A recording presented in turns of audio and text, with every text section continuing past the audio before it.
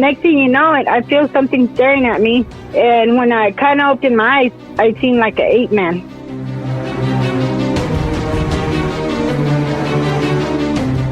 He's really, really tall. I would say close to 9 feet.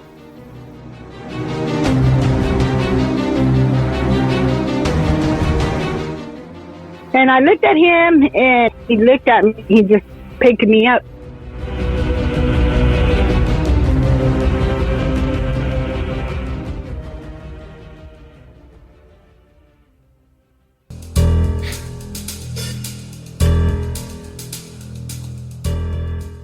This is the Cryptid Creatures Podcast. I am Brian, and with me as always is my co-host Todd. What's going on, buddy? Hey, man. We got some good stuff going on today with our encounter.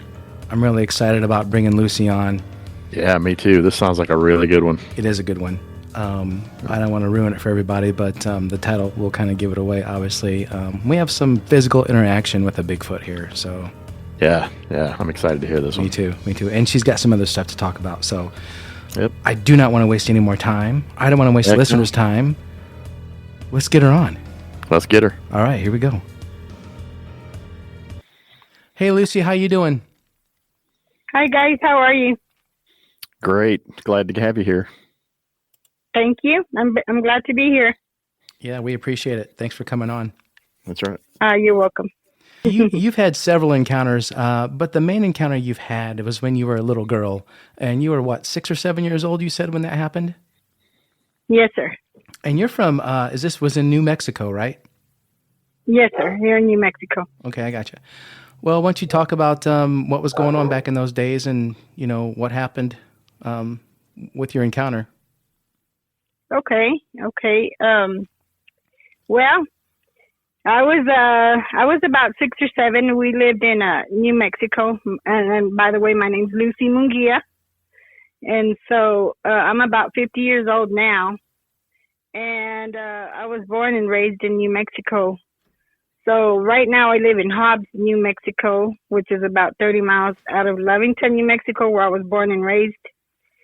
And so we'll get to the day of my incident. A few days before, there was a school named Jefferson School, and we lived right across in the corner of it. And it was my mom and her boyfriend, and she had left my dad. So now we had a stepdad, and it was my 2 sisters, my younger sister and my older sister.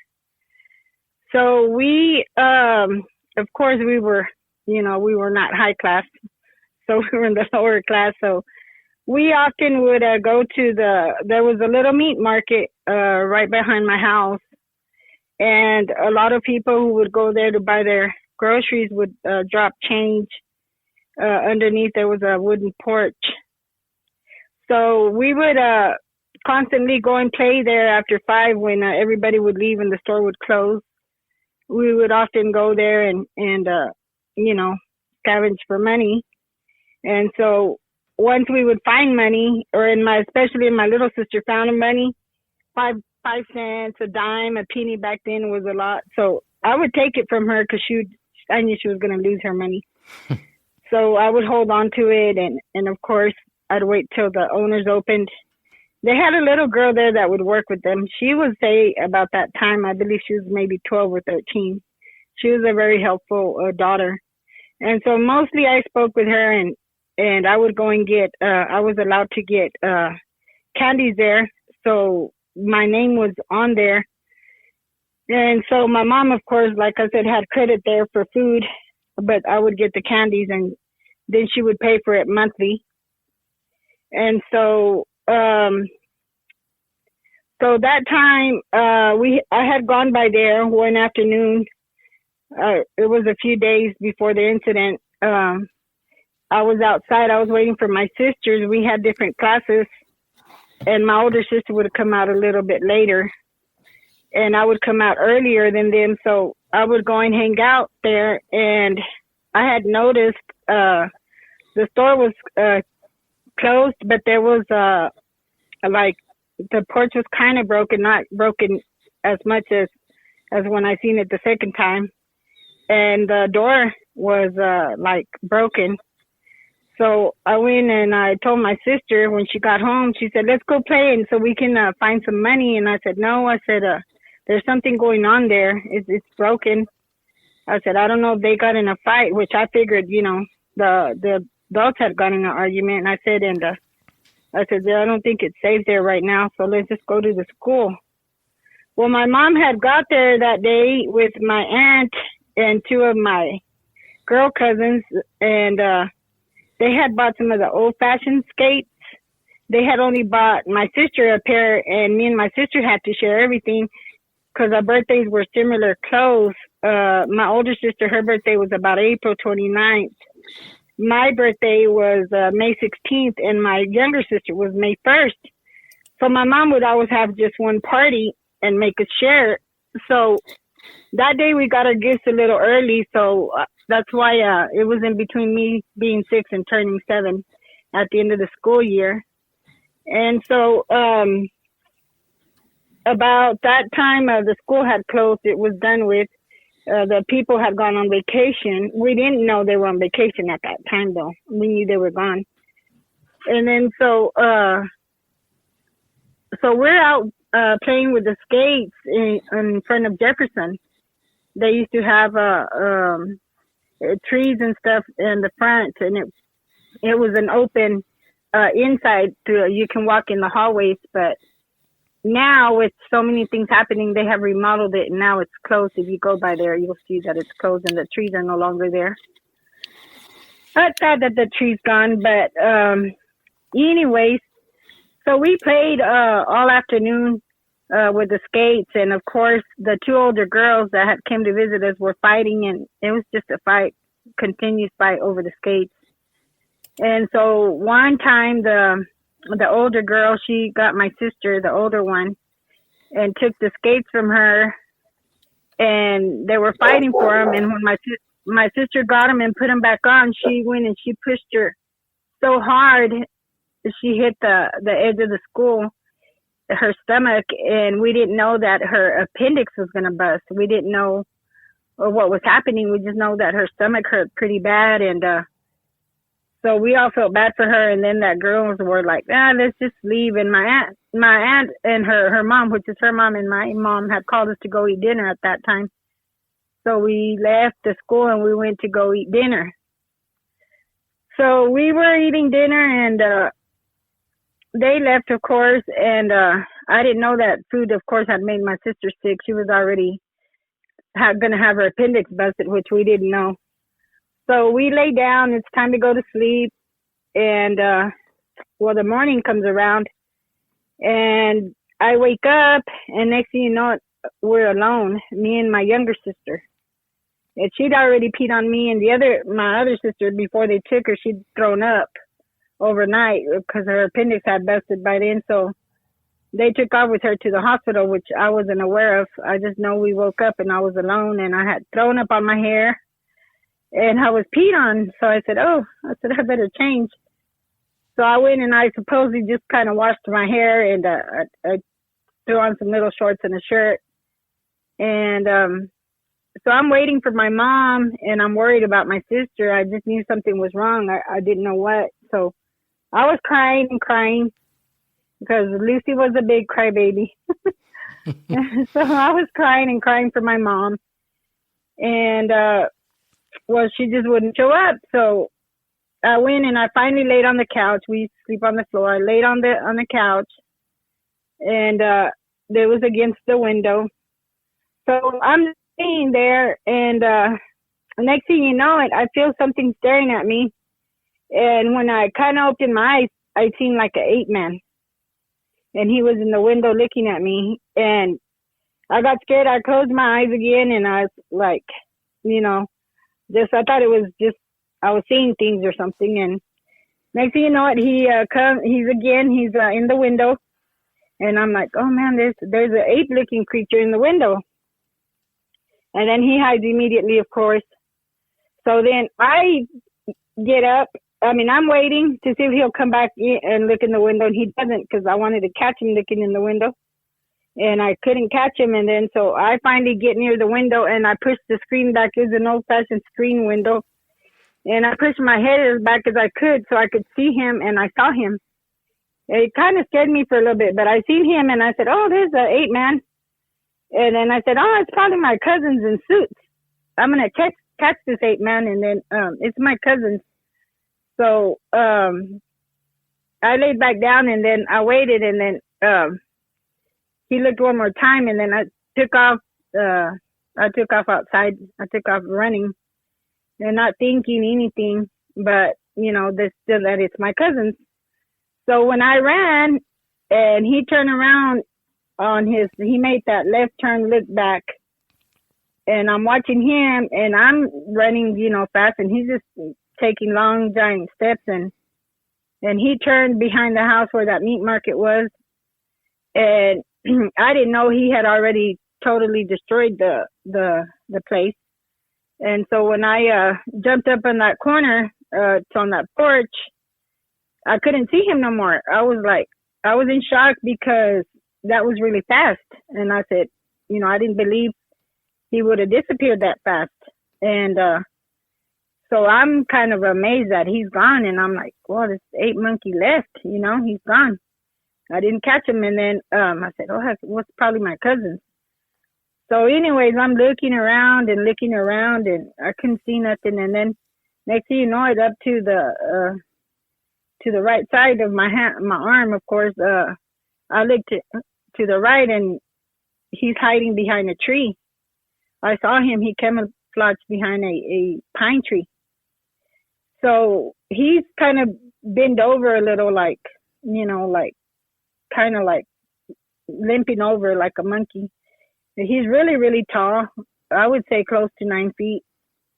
And he was just there. And then he's looking at me. When he realizes that I saw him, he's looking at me. I'm looking at him, and I'm like, oh gosh, I'm going to catch him still. My cousins. And when I took that step down to go catch him, I stepped on a wooden sticker. It was my left foot. And I was like, oh God, it hurt. So I was like, I sat down and I was trying to pull the sticker, but this time I said, well, maybe it's not my cousin. Maybe I'm not going to run after him. Things were running through my mind, and, I'm thinking about my mom and my sister, and I'm like, oh, I'm probably just going to run inside. I just didn't know what to do after I had the sticker. I knew I couldn't run. So I'm trying to take it off, and it's bleeding. It was like them old-fashioned stickers. It was a big kind. So I'm over here trying to take it off, and then finally I pull it off, and I'm thinking what I'm going to do, either chase him or go inside. And when I do that, when I yank it, I see a fat finger in my face. A big hand, a big old fat dark hand. And I look up, and it's Bigfoot.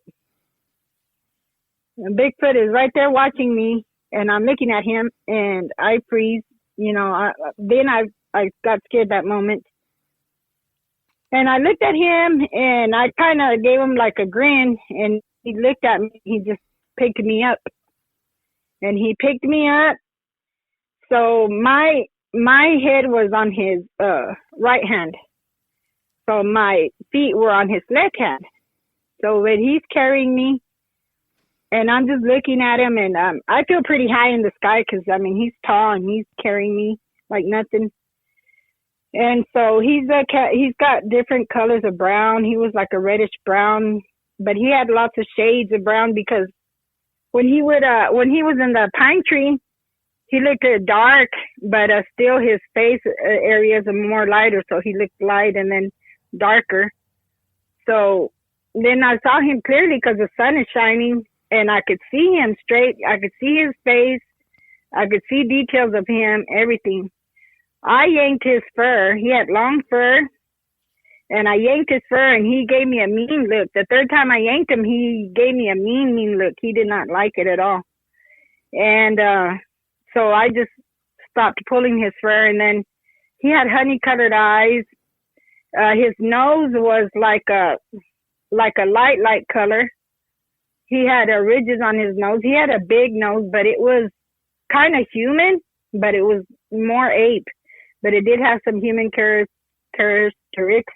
I can't say it, but his face was part human, but he looked more ape than human, and he had I can't explain it. I'd have to show you, but he had like fur coming right from under his eye. It just stringy fur all the way down to his face, and then he had the long, of course, beard and the long mustache. But everything on his face was long. He had no short hair, and then but his arms and everything, his fur was pretty long.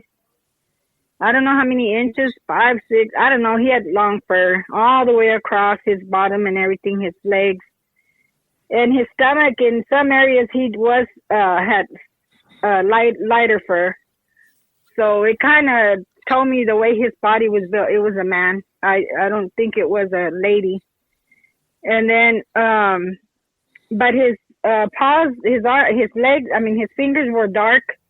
They were darker than his face.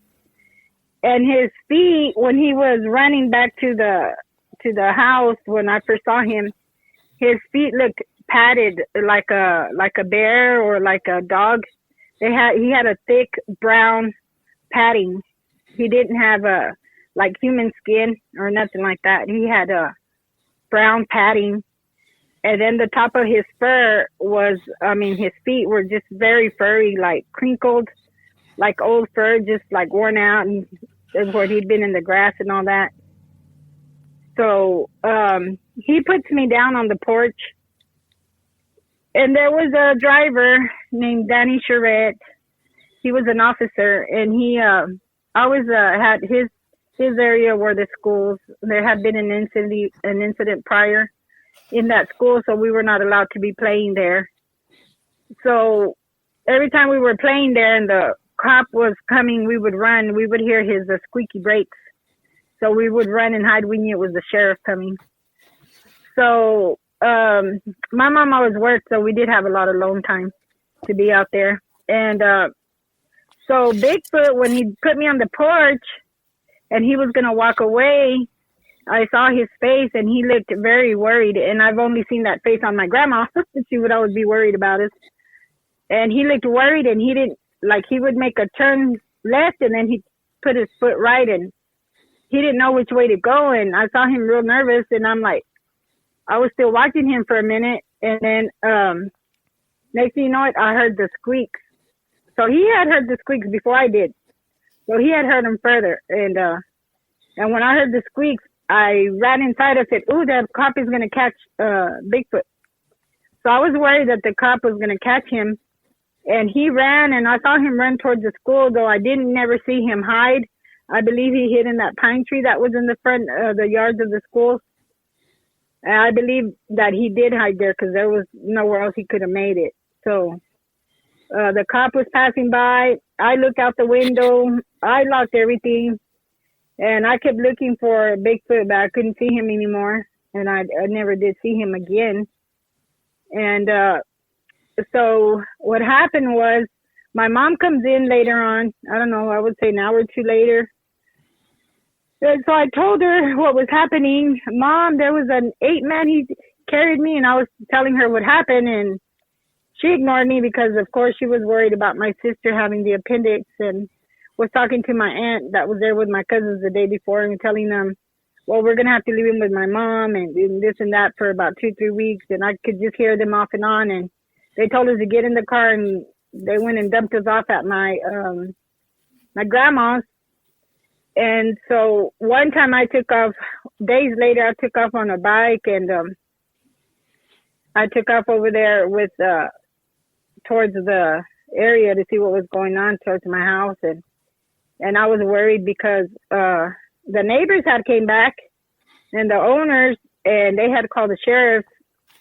Well, the sheriffs had went in there, and I still asked for credit. I remember I walked in there and I still asked for credit.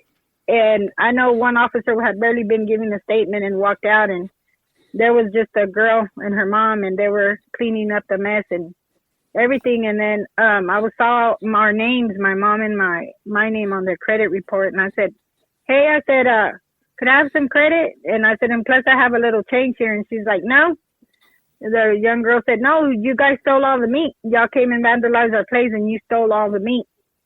And I said, no, we didn't. She goes, yeah, y'all had an incident. She goes, and your mom couldn't pay it because your sister's in the hospital, and now you can't pay us. So that's why, and she can't even pay her rent. She can't pay nothing because she's without work because she's been at the hospital. So no, y'all can't have no more credit. And then the mom said, I know we blaming them. She goes, but you didn't have to say it out loud.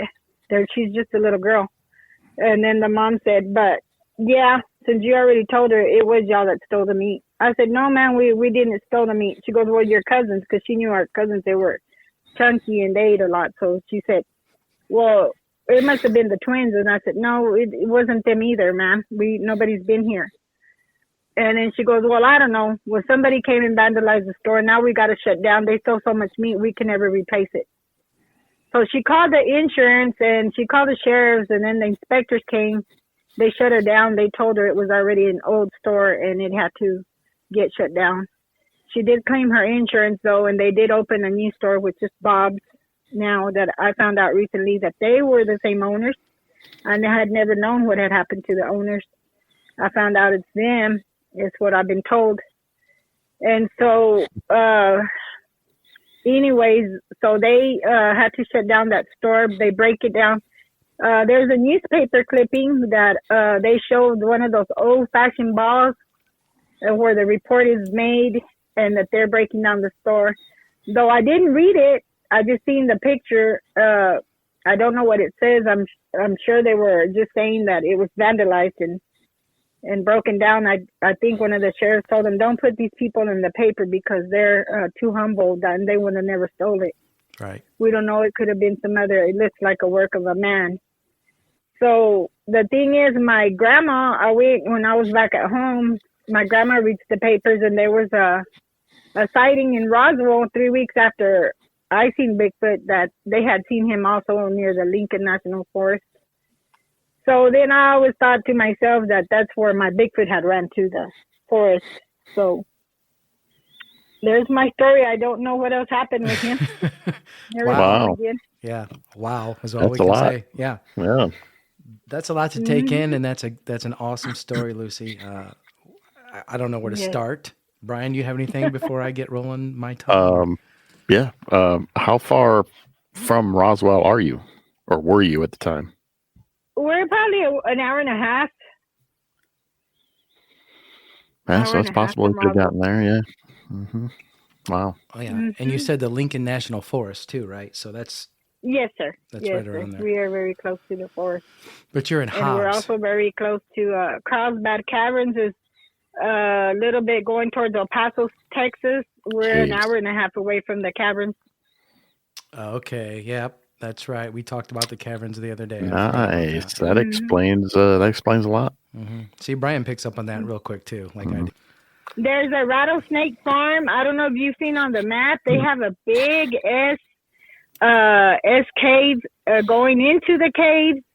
There's a giant S. If you look in the map, it's called Rattlesnake Farm, and it's a big. They've did pictures of it, like the history, I think, on the air, and it goes into the caverns, so they don't know what's actually in there. They know it is loaded with rattlesnakes for sure. Wow. Let's back up a minute. Mm-hmm. Let's back up a minute. Right. Who had the appendix problem? Was that, you said, your sister? My older sister. Okay, and was she okay with that? Did she come out of that okay? I'm just curious. She got very sick. She was very sick for a long time, and it was a very aggressive surgery because back in the day they did the old-fashioned cut up and all that. Now they just do laser, but at that time she did have it really bad. So she was very, very sick. So you mentioned you were sleeping, but you guys had woke up. It was morning time when this started taking place, and you saw the Bigfoot looking in the window. Was that right? About 7, 8 in the morning. Okay, and you thought it was your cousins messing around in a gorilla suit or a monkey suit, obviously, and that's why you chased it. You ran after this thing. At what point did you stop and go, "That's not my cousin in a gorilla suit"?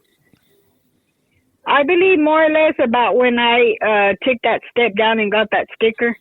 When I was standing on the wood, I'd seen him, and I said, I'm going to catch him. And he's scared of me because he's hiding behind a tree. Mm-hmm. And then, because we used to fight with our cousins all the time, and they showed us to be brave.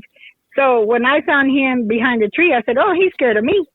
But when I stepped on the sticker and it hurt, and I realized, well, now I can't run, at that moment, I thought, ooh, now I can't run. That thing's going to come and get me. And then, if it's not my cousins, and then it came, and when I saw its finger and I seen it in my face, I said, that's it.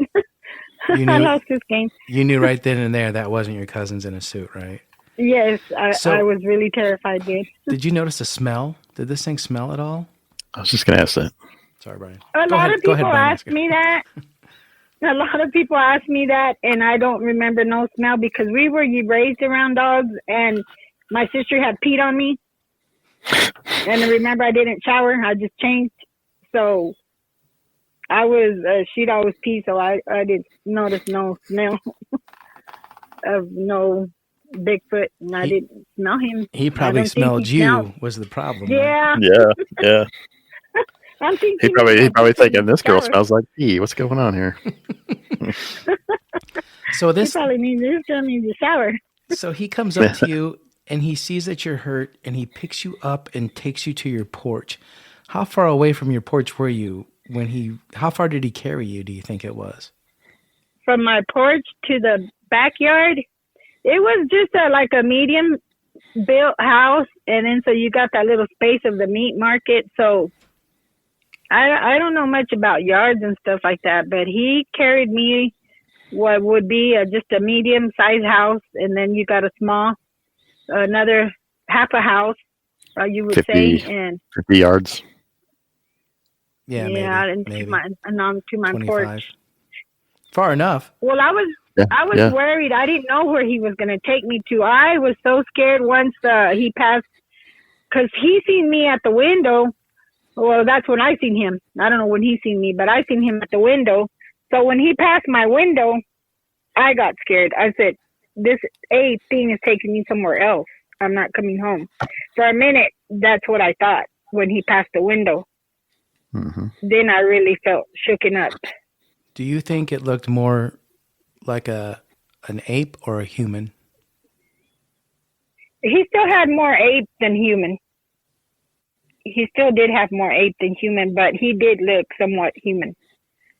That's what, his face was kind of like a Caucasian color. He was a light color. He wasn't, like, you would expect to see a monkey, a brown monkey, and, Right. So when he was different colors, I was little, but I was just thoughtful, I was like, that's where this ape is different colors.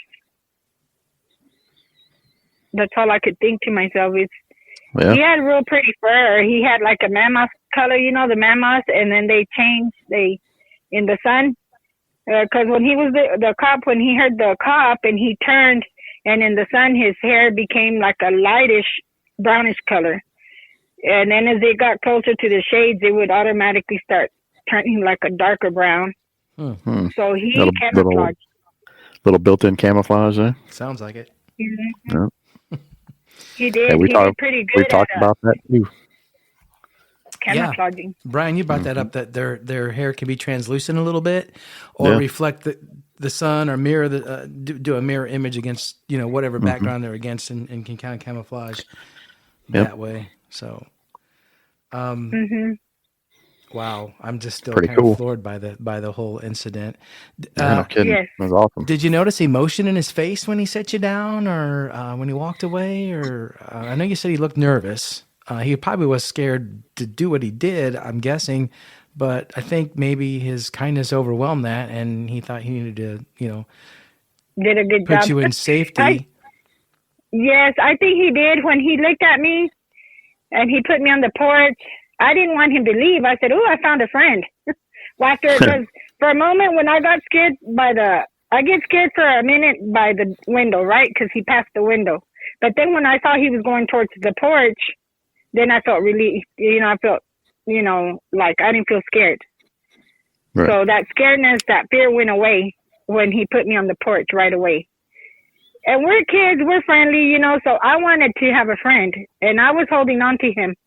And I didn't want to let him go, but he moved his hand back right away. He, like, I got to go. So I did see him look at me and just, I don't know, I just couldn't read his mind, but he did give me a look. But I think what happened was, you know, even if he knew he had to leave, he did hear that squeaks. And I think that worried him. Then he turned concerned and he didn't know which way to run. I could tell he was confused because, you know, that's when I knew for a fact that was an ape, you know, because he would put one foot and then he'd look like an animal and trying to run. And so he'd put his other foot and then he turned his face and he just kept turning his ear like, you know, trying to get radar, like, oh, this noise is coming from over here. I better run. So I saw that look in his face and I saw that worrisome in his face. I saw it clearly. So did you tell? And who all did you tell this incident to? I told my mom, but she didn't listen. And then I told my sister because my sister kept wanting to go back. My other little sister too. And when my sister came out of the hospital, of course, she didn't know what was happening. And I told her, "Hey, Precy, I saw the ape man." And she's like, "Really?" And I said, "Yeah." And she's like, "Where at?" And I told her what was happening. And she's like, "Oh, can we find him?" And I said, "No, he hasn't came back. He's gone." But I didn't tell them, nobody else, because nobody else would believe me. But the first one I really, you know, as a grown woman was my husband, my first husband, my ex-husband, the father of my kids. I told him. And throughout, as I grew a little bit older, which was already 25 and up, I told my family. And then they made, up to this day, they make jokes. They make fun of me. They ridicule me, they embarrass me, they just talk about it all the time. Yeah, I just learned to live with it. That you say something and people are gonna. Right. Not everybody's gonna be happy. Not everybody's gonna feel the same. Not everybody's gonna believe in you. Right. Well, you know, that kind of surprises me, especially with living near Roswell, with everything going on over there. Someone had to have encountered something else, and it sounds like to me that this Bigfoot creature had been, I'm sure, watching you for quite some time, or who knew who you were. Admired you from afar as a child and said, you know, I'm going to take care of this little kid if anything ever happens to it, which is cool. Yeah. So, wow. I believe he did take care of us. To have that contact is crazy. And obviously he's the one that broke into the meat market and you guys got accused for it, but, you know. And the story is there in the newspaper. The story up to this day, the story that where they broke the meat market down, there's a picture of it. Because a lot of people say, there's no meat market here. There was never. Yes, there was. Look in the newspaper. You'll see it. So everybody that's not from around here or area, they say, there was never no meat market there. Yes, there was. And then other people will say, yeah, there was. Everybody used to buy meat there. And then so they'd put another one next door to it, a bigger one. And then we had one across called Kitten's Corner where we would eat chili cheese fries and food. So, I mean, there was 3 little stores there. There was not only one, there was 3 little stores. They've already been broken down or knocked down or they're old and shut down, the little Kitten's Corner store. Yeah. But if you ask everybody at that time, they'll tell you, yeah, this is where we hung out. This was the hangout. This is where the money was. This is where the snacks and everything you could buy at school and all the kids and teenagers and then teenagers falling in love. I said, so right. There was. Well, they always say that. There's not there no more. They always say that a lot of encounters happen closer to towns and residential areas than they do like out in the middle of nowhere in the woods. And I think that's due to the fact because, you know, if there are woods close by, a place to get to or a cavern, so to speak, they're going to come looking for food because they know where it's at. They can smell it, what have you. So that's probably now there's so much made up food that it's easier for them to come shop in town and then just go sleep out of town in the woods. And I believe that because my second incident. What happened there? Was I seen a juvenile Sasquatch.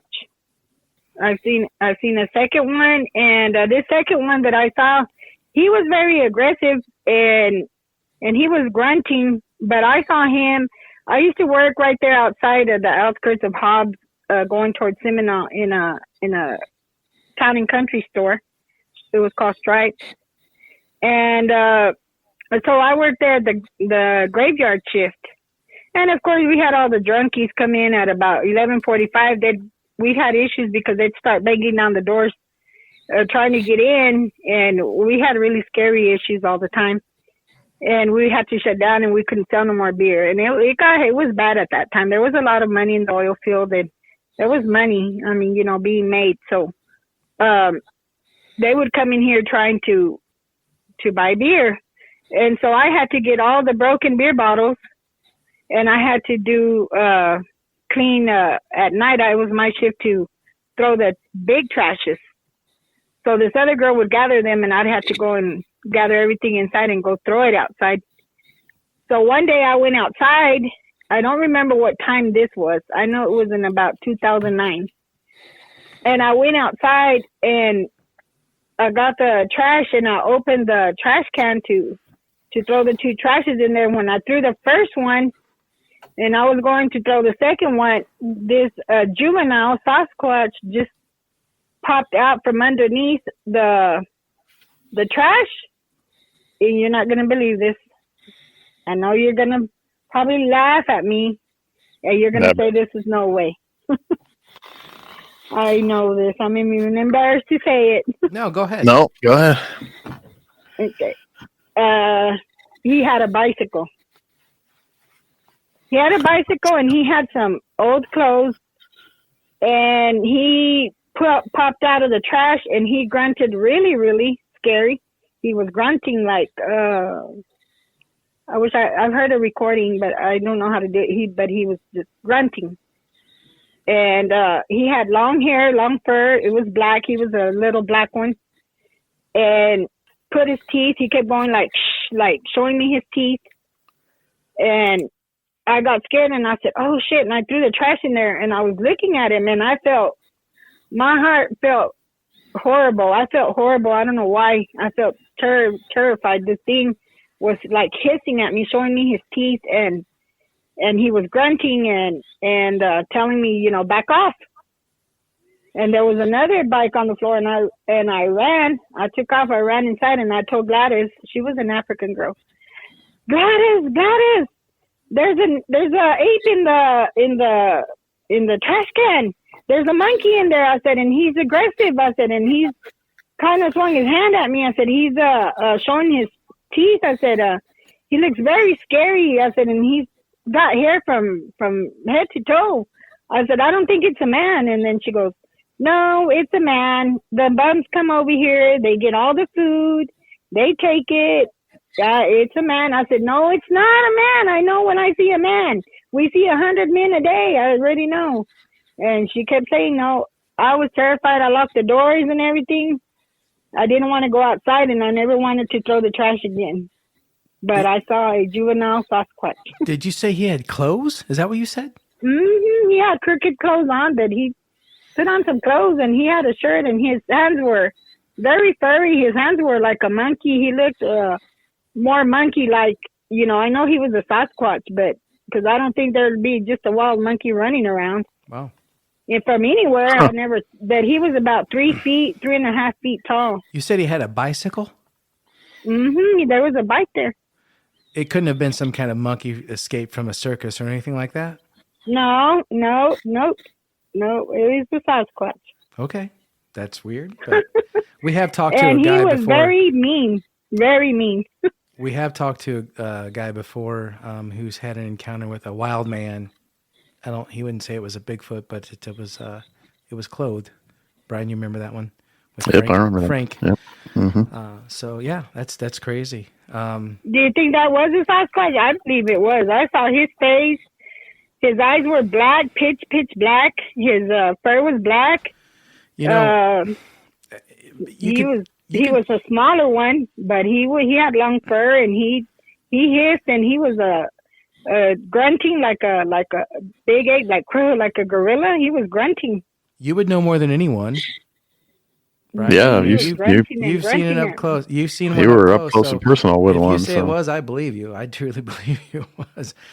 Maybe these things are Maybe these things are trying to humanize themselves somehow. Maybe they see people walking around with clothes on. They steal clothes. They try them on. I don't know. It's hard to say. They steal them. Especially the younger people ones. Still hang out like the old-fashioned. Sure. There's some old-fashioned people still here. And I don't know if they took them from the lines, but... Yeah. Probably.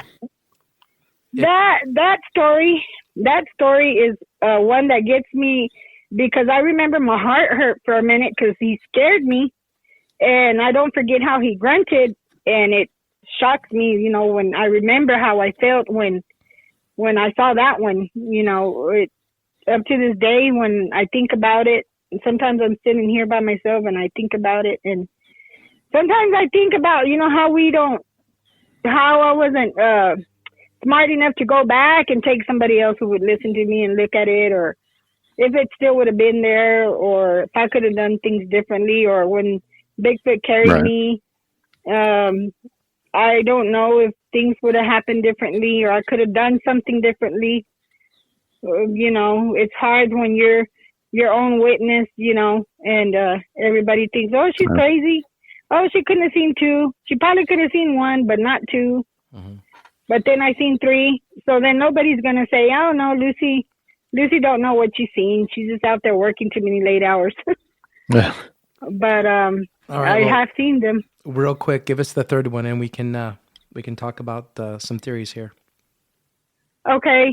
The third one, I was coming in from Andrews, Texas. I was coming from Odessa to Andrews, Texas. Actually, I was passing by to get to Hobbs. And this one, he was just a regular, you know, show like every other encounter. I seen something big and brownish, black, bulky. And I was coming off the highway, and then next thing you know it, there was just a big bulky thing, and you have to pass, of course, the two highways that way, the two back in the middle. Well, this thing just was running, and he ran right in front of me. I had a black Ford, and he ran. There was the sign, the 65 mile an hour sign. Well, he was taller than that. This one was big and built, and he looked like the same color of the Sasquatch that I saw in the trash can, the juvenile. He was black. This one, of course, was just black all over. And he had black fur, and his fur would pounce as he was bouncing, you know, running across the road. Mm-hmm. You know, he looked, you know, like the brown Sasquatch, but black one. But there he goes in front of me, and I didn't hit him. I almost didn't hit him because he's the one that got in front of me. But, you know, I passed really close to him, and he jumped like that too. He just kept running. But he turned around, and I just heard him grunt one time, like a heavy grunt, and he turned his face and looked, because trying to tell me, hey, you know, when I'm passing through, move, you know, kind of that look, like I'm passing through, move. So he just like grunted very strongly, and he just kept going into the field. There was a lot of mesquite and all that, of course, but he ran through that sucker. He didn't have no clothes. Didn't have no boots. I know this was a big Sasquatch, but he looked like a younger one than that one that picked me up. He looked younger, but buffed and heavy, and he ran and ran. But I work a lot out there with the drilling rigs and the oil rigs, and the company men would tell me crazy stories of when they barbecue out there. They used to leave their food just right there by their door. But all of a sudden, they would have wild animals fighting for that food, cougars, you name it, he said. So, you know, a few of them have seen Sasquatch themselves. So now they got a habit of throwing their food way far so they could avoid wild animals. And then so I was just thinking, the only thing I said, what could Bigfoot be doing here now? And the only thing I could think of is right there was 4 permanent rigs in that area, and of course they always had their cookouts. I had stopped at those rigs before, and I just believe they're after the food. You know, hey, there's some bones they're gonna be, and they're gonna be mine. Wow. You know, they had big, massive amounts of cookouts of bones out there for them. Bigfoot likes barbecue. Yeah, sure. I believe they're pretty opportunistic when it comes to food, I think. Yeah, like there's food there. I'm gonna get it before anybody does, but. There's a lot of wild javelinas. We have a lot of deer. We have a lot of coyotes, skunks. We're loaded with animals in and out of town. Yeah. In that area, there was a lot of javelina. That's a lot of craziness going on over there, and being close to Roswell, I'm not surprised at all. With your background and your heritage, Lucy, what's your thoughts about Bigfoot? I mean, do you think this thing's a spiritual creature? Do you think he's just a flesh and blood animal that's been around for forever, or do you think he's the missing link? What's your opinion? Well, I believe that when God made animals, he made all kinds of animals, and I believe this animal is just an animal himself, and I believe he's flesh and blood, and I believe he's not linked to us. I don't believe that's a possibility. I believe that God probably has a human wanted us to work our brains out and try to have these scientists be getting paid for something. You know, the world has to be different. It can't be the same. And people are working their minds out on where is he? Can we catch him? And God's like, no, you can't. So the thing is, if anybody has them, the government would probably have one or two hiding there. Sure. Do they relate to UFOs? I don't know. I believe they might, just like we are, see them often. I think that it's just all one circle, a big family, a big life, a big creatures of all kinds, and they just wonder like we do. Even the human wanders around. You know, you'll find a person trying to get on Everest for what reason, we don't know. He's up there trying to, might freeze his brains out and everything, but he's up there. Right. So I just think they're just a part of us, and they're human. I mean, they're not humans. They're the in the animal kingdom, and we're in the human kingdom. Mm-hmm. So I don't believe there's a link. Do you think they'll ever be recognized by science or the government? As you do?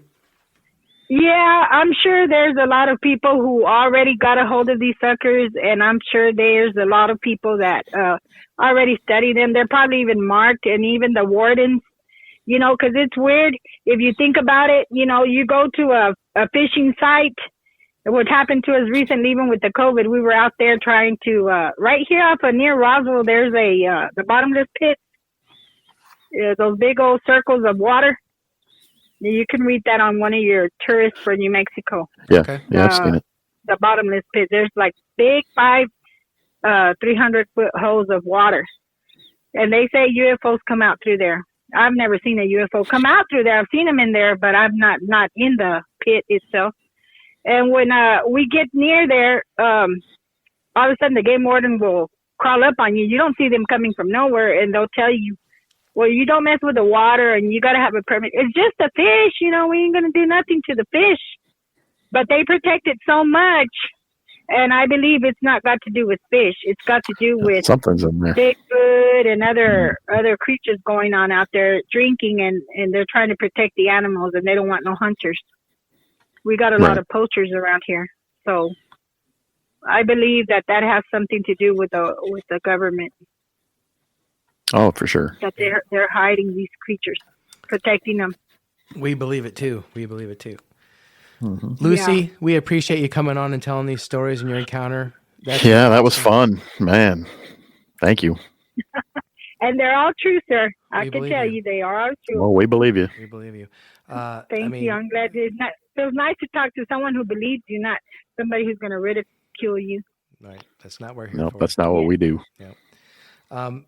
Just the fact that, you know, you had physical contact with the creature like Bigfoot is crazy. Yeah, that's awesome, and that's what makes this show really, really cool. So again, we appreciate you telling this story and talking about that stuff. So yeah, that's have pretty y'all awesome. seen any? No, we have not. Not yet. No, not yet. But hopefully, if y'all come to Hobbs, you will see them. You know, we might have to make a trip to that area since Roswell's pretty close. Yeah, no kidding. That would be fun. Yeah, we need to put that on our bucket list. Yeah. I have 10 eyewitnesses who have had their own encounters. Like I told Todd earlier that they've been sighted in Eunice, at the Crab Runs. My friend from Lubbock saw one in Mayfield. They've seen them in Cloudcroft. They've seen them in Sitting Bull Falls. So they've seen them everywhere. So I got at Patoka and Artesia. They've seen them, you know, just everywhere. So even the people that laugh at me, they seen them themselves, and they laugh. My daughter saw chupacabra in Artesia, and she laughed at me, and she says, "Mom, she saw chupacabra when they came out. All of New Mexico, you could see hundreds of dead rabbits and hundreds of goats and chickens. They'd have to be cleaning the road. You couldn't even come through town. You had to turn your wheel because there were so many dead animals at the time, the chupacabra sightings. And my daughter saw one, and I make fun of her chupacabra. She goes, "Mom, you and your stupid Bigfoot." I said, "Well, you and your stupid chupacabra." So we make fun of each other. You say chupacabra perfect, by the way, Lucy. Yeah, you do. If that's how it's said. Yeah. Listen, Lucy, if you're running any more stuff out there, you got to get a hold of us and let us know what's going on. Or send some of those people our way and have them tell their stories too. And Lucy, I know you painted a picture of your Bigfoot sighting. Can you send that to us somehow so when we publish this episode, we can put it out there for people to see? Oh yeah, that would be nice. Yeah. I do it like that, but I think it's a nice painting. Yeah, send that to us on Messenger if you would. Yeah, definitely. We'll put it out there. So. Well, before I hang up, I just wanted to tell you 4 things. Yeah. If you don't mind. Go ahead. Sure. I saw a skinwalker. I saw 2 MIBs, Men in Black, the ugly, scary kind ones. I saw about 10 UFOs, and I saw just one time what gets me throughout my mind. I saw it looked like a phoenix bird, a giant phoenix bird in Midland, Texas. We were with some binoculars, and we were on the balcony. Like a thunderbird, maybe? Yeah, like a thunderbird. It was at midnight, and me and my ex-husband and my brother-in-law and their friend, we saw the big bird. He was like a dark blackish color, but he looked like the phoenix or like you said, that thunderbird. But he was passing through, and he was huge, and he landed on a tree, and he stayed there overnight, and then he left. I've never seen him again. But we did see one bird. Well, I tell you what, sometime down the road, maybe we can get you back on and talk about that. But if you can also put that down and send us in a story form, we can also read that sometime. I'm making a book, and I put down that bird, but I didn't know if y'all knew much about anybody sighting birds around here, or if y'all seen a bird or what kind of bird it could have been. It was just we don't have a lot of those kind of. We've heard of the Thunderbird, and I tend to relate it to maybe something like, the Jersey Devil people are seeing, or Brian, what's the one in Iowa, the Van Meter monster or whatever, the pterodactyl looking creature. It's hard to say. It's hard to say, but it's very possible that there could be birds out there that the size. This wasn't a pterodactyl because I seen his face. He looked a lot like the phoenix or like you said, the Thunderbird. But I've seen his face pretty clear. He had a short face with a little beak, but he was big. His body was maybe 3 feet. His wingspans were altogether might have ran across 15 to 20 feet across. Wow, that's a big bird. Yeah, that is a big bird. Yeah, it was a big bird, and my brother-in-law will vouch that he's seen that bird, and my husband with the binoculars that night, we seen him right there by Burger King. He was flying to a house back there that had a giant tree, and he sat on that tree, but he squashed the whole tree just to get in there. He flattened the whole tree. Yeah. Lots of weird stuff going on in New Mexico. A big bird. Oh. I would like to talk to you with some time about that bird, and I want to see what kind of bird I seen. Right on. Okay. Well, check into we'll talk to you again, Lucy. Yeah. Okay. Check into it and see if you can get some pictures of what you thought you saw and send them to us. Okay. We can go from there. But again, thanks for coming on and telling your Bigfoot stories. Okay. And you're welcome. And whenever y'all want to talk to me about my other encounters, well, just let me know. All right. Sounds good. And and I got some pictures of a UFO that we caught over the rigs where I work. We caught one UFO, and if you look at it, zoom in it, you can see the gray alien in there. I'm going to send you that picture. Okay. He's in a drone. And then I can send you the one that these guys, my friends, the Urias, they're singers. They found him in Local Hills from where the one we saw, and he's that blue UFO that the government has, but they fly that UFO over Local Hills, but we have them on picture, and you can clearly see it over the rig. Send that to us. I want to see it. Heck yeah, I'm going to send you those too. All right. All right. Well, you have a good night, Lucy. Once again, we appreciate you coming on. Yes, thank you, Lucy. Thank you. Thank you guys for inviting me. I appreciate being on here. Yes, we thank you too. Take care now. Yeah. Okay, I'll be sending you pictures. Sounds good. All right, thank you. See ya. Thank you. Bye-bye. I tell you what, that was just about as amazing as I expected it to be. Yeah, no kidding. Wow. Carried her back home. Carried her back and put her on her deck. It makes you wonder. These things have to have some sympathy, at least for kids, you know? Yeah, I think they do. Maybe not all of them, but I think the majority probably do. Right. It's kind of funny. He cleaned out that meat market, though, didn't he? Yeah, he did. What do you think a Bigfoot's going to do? Yeah, they did. That's some shit. He probably felt bad. That's why he carried her to her. But anyway, good stuff. Probably. And I really want to hear more about her Thunderbird and all that other stuff too sometime. I know. I hope we can get her back on sometime down the road. Yeah, we'll give her a shot. So once again, Brian, thanks as always, man. Yeah, man, always fun. Good stuff. I love these kind of stories. We got a lot of good things coming on up in the future here for everybody. So yes, we do. We appreciate the listens, guys, and keep it up. And thank you so much. Yep. Thank you all. See ya. See ya.